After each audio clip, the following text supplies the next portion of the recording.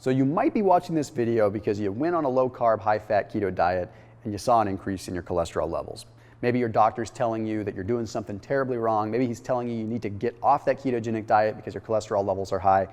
Maybe you're just scared. Maybe you're just concerned as to why they're higher. Or maybe you're trying to be proactive and trying to understand why they might get higher. Well, in this video, I'm going to help you understand that higher levels of cholesterol on a ketogenic diet could very well mean a very, very good and rather cool thing. You see, we have to remember that we're on a ketogenic diet.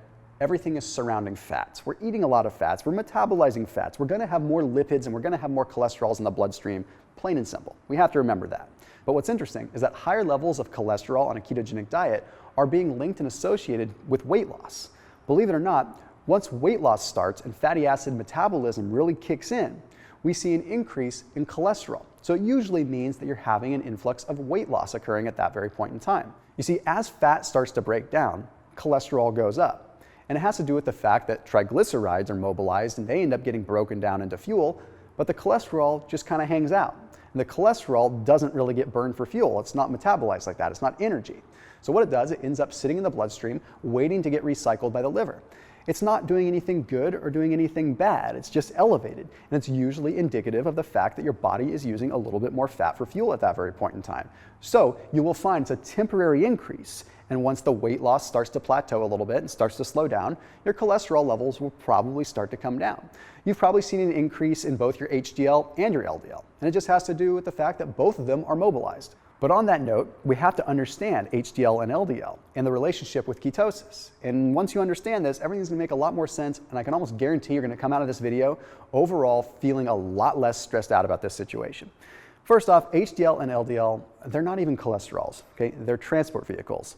They deliver cholesterols. So you've got high density lipoprotein and low density lipoprotein. Low density lipoprotein, the bad cholesterol, delivers nutrients. It delivers cholesterol, delivers fat and fat-soluble nutrients to the cell, okay?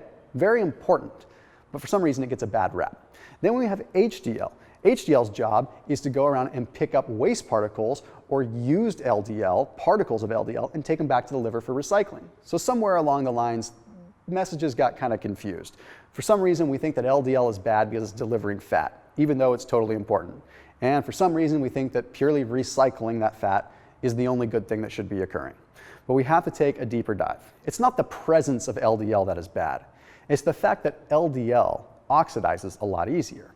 And because LDL oxidizes a lot easier, it has the propensity to turn sour on us really easily.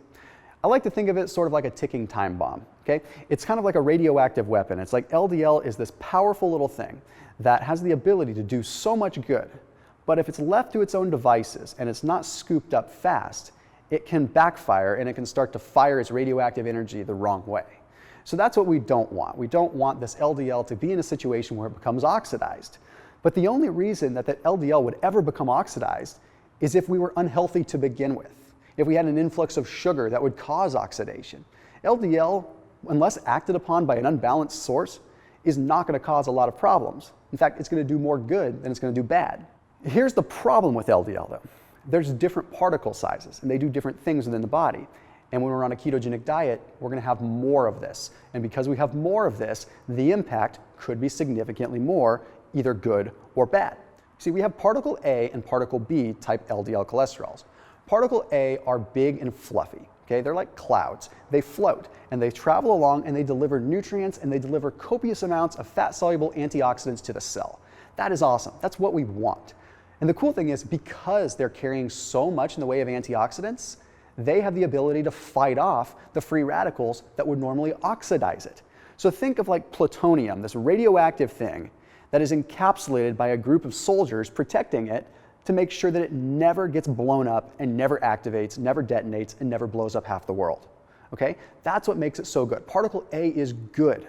Particle B is small and dense, and it's so small and dense that it doesn't have room to carry a lot of nutrients or a lot of antioxidants. It's like a super, super packed bus that has so many people on it that the nutrients can't get on it. So what does that do? Well, in the analogy of the radioactive weapon or the plutonium, that's like plutonium that's just sitting out there in the middle of an intersection waiting for a car to hit it and detonate it. Okay? That's all that we're talking about. Now, I'm not a nuclear physicist, so my analogy might be off, but you get the gist. Now, what ends up happening with these small particles in addition to being able to get oxidized super easily, because they're small, they can travel into the little gaps in what's called the endothelial layer of the artery. In the artery, it's actually alive, okay? And it has little cells, it has little layers. And if things can get wedged in there, it can cause issues. And these little teeny pattern B LDLs are so small, they can fit in the gaps. And then they fit in the gaps just like dirt will get in your pores or just like dirt will get in a crease in your neck. And you have to scrub it and you have to clean it. And if it doesn't just get cleaned up and it just sits there, then any sugar you're consuming or any oxidative stress is going to come in there and it's going to oxidize it and you're going to have an issue. And that's why you get inflammation in the artery. So that's where the connection between LDL and arterial plaque comes in.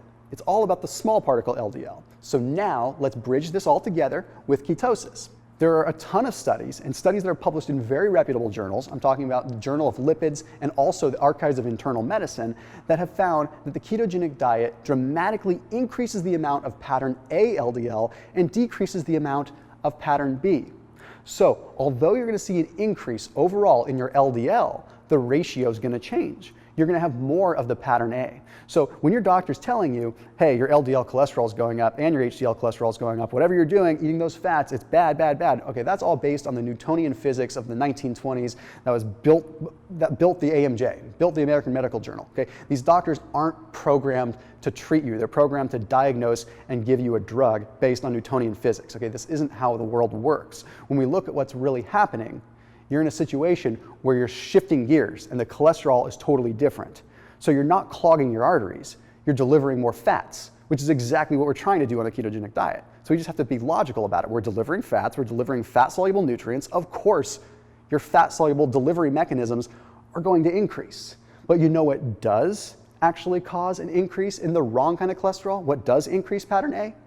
Good old-fashioned carbs. At least excess amounts of them. I'm not totally anti-carb, but if we have copious amounts of carbs, they are shown to promote the transition from pattern A LDLs over to pattern B. So they take good fluffy cholesterol that's doing a good thing and they turn it sour and they turn it bad. And it all has to do with the fact that it's triggering inflammation. And that's a topic for another day. So anyhow, go and enjoy your food. Okay? Go and enjoy your coconut oil, go and enjoy your almond butter, and whatever you got to do to get on with your keto lifestyle. As always, keep it locked in here on my channel. If you have ideas for future videos, you know where to put them. I'll see you soon.